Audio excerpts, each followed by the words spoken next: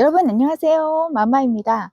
오늘은 마마가 한반도에 큰 재앙이 있을 때마다 예언을 한다는 곳에 나와 있는데요. 여러분 혹시 말세 우물이라고 아시나요? 이 우물이 3번 넘치면 이 말세가 온다 그래서 말세 우물인데요. 이 바바 방가나 노스트라다무스, 그 다음에 아난드 소년처럼 사람이 예언을 하는 얘기는 들어봤는데 우물이 예언을 한다는 얘기는 참 신기하지 않으신가요? 자, 지금부터 그곳으로 가보시죠. 완전 시골이네. 우물이 어디 있는 거야? 저기인 것 같은데? 자, 가고 있습니다. 지금 우물이로. 근데 어느 집 마당에 있는 것 같은 느낌적인 느낌입니다. 근데 제가 상당히 우물이 완전 시골이네. 우물이 가까워지고 있어요.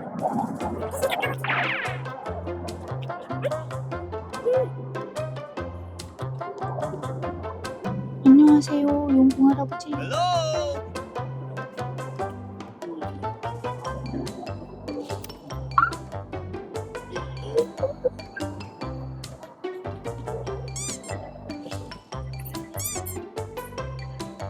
와, 보존을 잘 하고 있네요. 이 우물에 대한 역사를 잘 이렇게 또 잘 기록을 해놓고 잘 돼 있습니다. 자, 바로 이 우물입니다. 충북 기념물로 지정돼 있고요. 수심은 대략 3m 정도라고 합니다. 가뭄이나 장마철에도 일정 수위를 유지를 하고 마을에서는 1년에 2번 제를 올리면서 우물이 넘치지 않기를 기원한다고 하는데요. 그런데 말입니다. 왜 도대체 이 우물을 말세 우물이라고 부르게 되었을까요? 조선 7대 왕인 세조가 조카 단종을 몰아내고 그 이듬해인 1456년 봄에 온 나라가 가물에 시달리던 때가 있었는데요.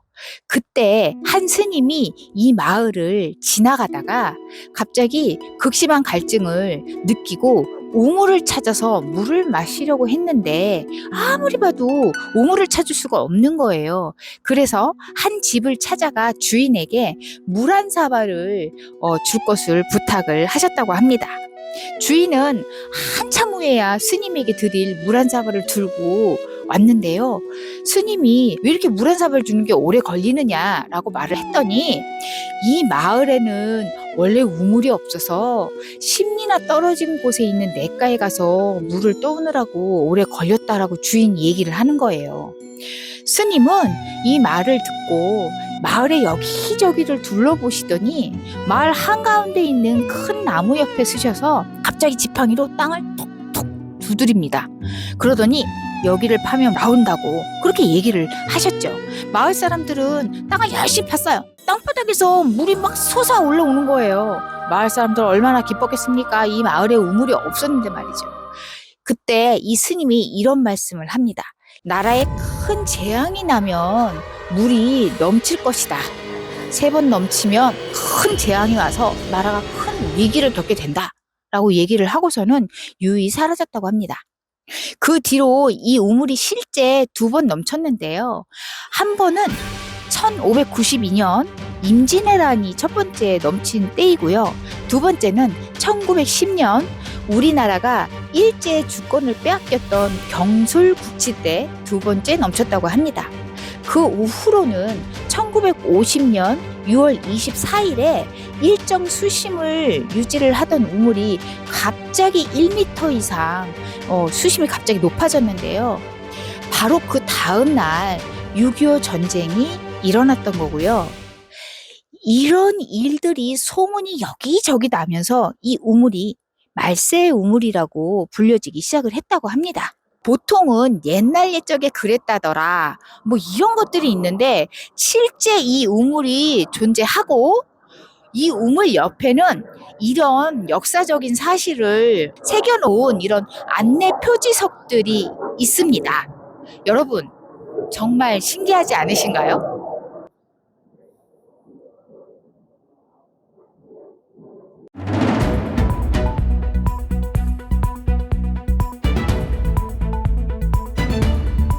우리나라 K전자에서 독점적 반도체 기술을 개발했다는 소식을 전해드린 지 얼마 되지 않아 미국과 중국이 앞다투어 국내에 공장을 짓고 있습니다. 이로 인해 우리나라 GDP가 사상 최고치를 경신할 것으로 예상됩니다.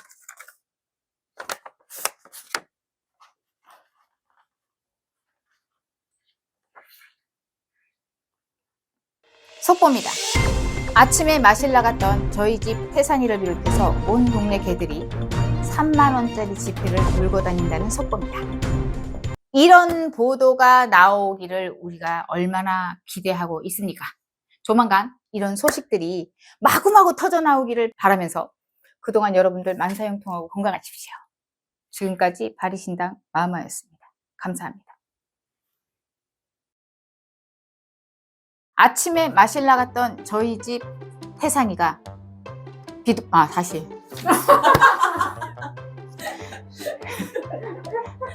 딴 생각해서 실제로 걔가 3만 원짜리 물고 다니는 거